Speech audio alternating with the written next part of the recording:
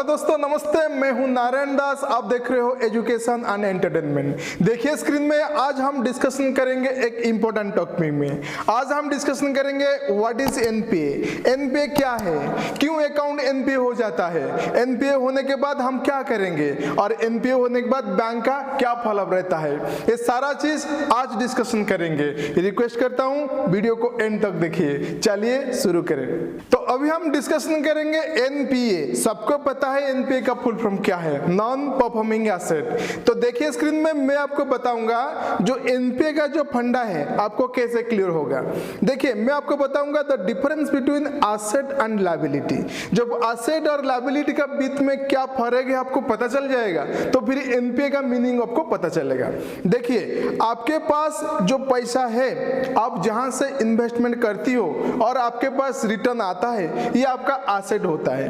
आप जहां से लोन लेती हो और फिर आपको मंथली पेमेंट करना पड़ता है ईएमआई, ये आपके लिए लायबिलिटी होता है। तो दूसरा स्क्रीन में देखिए, जैसे कि एग्जांपल, बैंक ने आपको पैसा दिया है आपको बिजनेस करने के लिए, तो बैंक के लिए क्या है, बैंक के लिए एक एसेट है लेकिन आपके लिए लायबिलिटी है। बैंक से आप पैसा डिपॉजिट किया है, बैंक ने आपको इंटरेस्ट दे रहा है, तो बैंक के लिए ये लायबिलिटी है, आपके लिए एसेट है।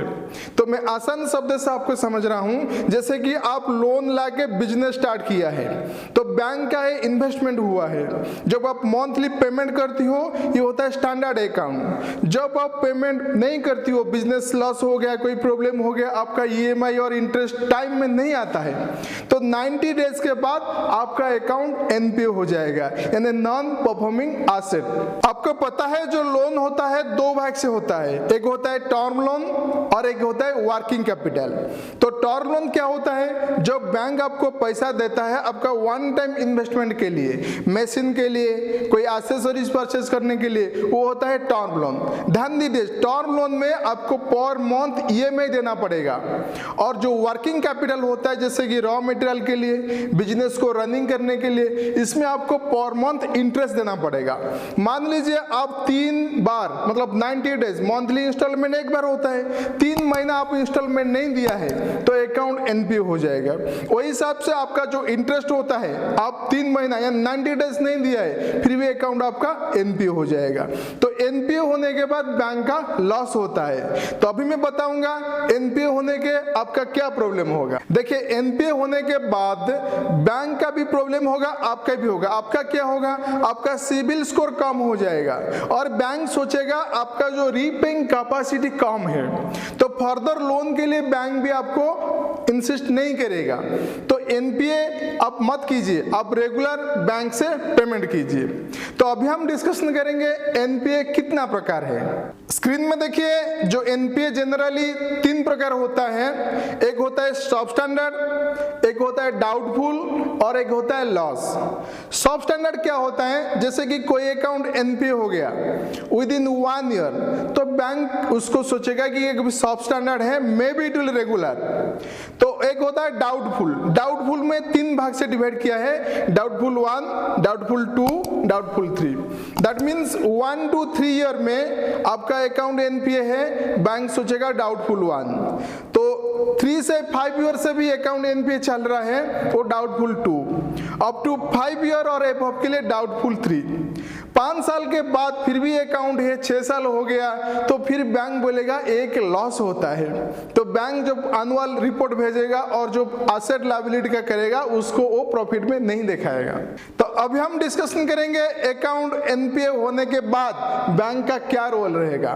देखिए मान लीजिए अकाउंट एनपीए हो गया, तो बैंक आपको रिकवरी फॉलोअप करेगा, आपके पास विजिट करने के लिए आएगा, आपको कन्विंस करेगा आपका ईएमआई पेमेंट करो। एनपीए मान लीजिए 3 महीना हुआ है, आपको 3 इंस्टॉलमेंट एक बार देना पड़ेगा, और उसके बाद आप भी नहीं किया है, तो फिर बैंक क्या करेगा, लीगल नोटिस भेजेगा। उसके बाद क्या करेगा, नहीं लीगल नोटिस नोटिस में आप रिप्लाई नहीं दे रहे हो, फिर क्या करेगा, आप जो एसेट दिया था, कोई कोई लोन में भी कोलेटरल होता है, गारंटी होता है, बैंक उसका राइट है उसको ऑक्शन करके उसका जो लोन दिया है उसको ले पाएगा, नहीं तो फिर केस हो जाएगा। तो केस होने के बाद जब केस होगा फिर आपका प्रॉपर्टी सीज होगा, फिर बैंक उसका मनी को रिकवरी करेगा। तो ये बैंक के हाथ में होता है। जब एनपीए होने के बाद बैंक रिकवरी फॉलोअप करेगा, आपका विजिट करेगा, लीगल नोटिस भेजेगा और लास्ट ऑप्शन है कि ऑक्शन करेगा और आपको सेटलमेंट करने के लिए भी अपॉर्चुनिटी दिया जाएगा।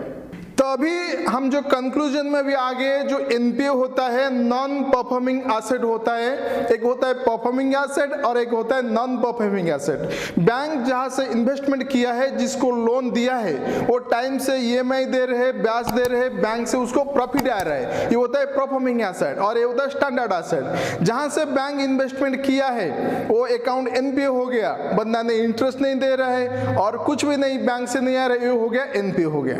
तो मोटा मोटी बात वही हो गया, एनपीए बैंक के लिए एक लॉस होता है, क्योंकि बैंक ने इन्वेस्टमेंट किया है और बंदा ने उसको इंटरेस्ट भी नहीं दे रहा है और बैंक के लिए भी फॉलोअप नहीं ला रहा है। तो उसमें क्या होगा, तो आप देखेंगे एनपीए आप मत कीजिए, तो इसमें पब्लिक का नुकसान होगा। एग्जांपल दे रहा हूं, मान लीजिए एक बैंक में ज्यादा एनपीए हो गया, फिर बैंक क्या करेगा, लोन स्टॉप कर देगा। अच्छा लोग लोन के लिए जाएंगे तो उसको भी लोन नहीं मिलेगा, क्योंकि एनपीए रेट जो हाई हो जाएगा ना, फिर बैंक आपको लोन भी नहीं पाएगा। और जब ज्यादा एनपीए हो जाएगा तो फिर बैंक लॉसेस होने का भी चांस है, बैंक डूब जाने की भी लॉस है। तो जो businessman, those are the businessman doing business, so keep in mind, जो बैंक ने आपको जो पैसा दिया है ये पब्लिक का पैसा है, तो आप उसको टाइम में भरिए, आपको इंटरेस्ट दीजिए और ईएमआई दीजिए, तो जैसे कि इकोसिस्टम रहेगा, सबका बेनिफिट रहेगा। उम्मीद करता हूं जो एनपीए का वीडियो था आपको अच्छा लगेगा। रिक्वेस्ट करता हूं वीडियो को लाइक कीजिए, शेयर कीजिए और दूसरा लोग के पास पहुंचाइए, जैसे कि एनपीए नहीं होगा। Thank you, I love you watching our video.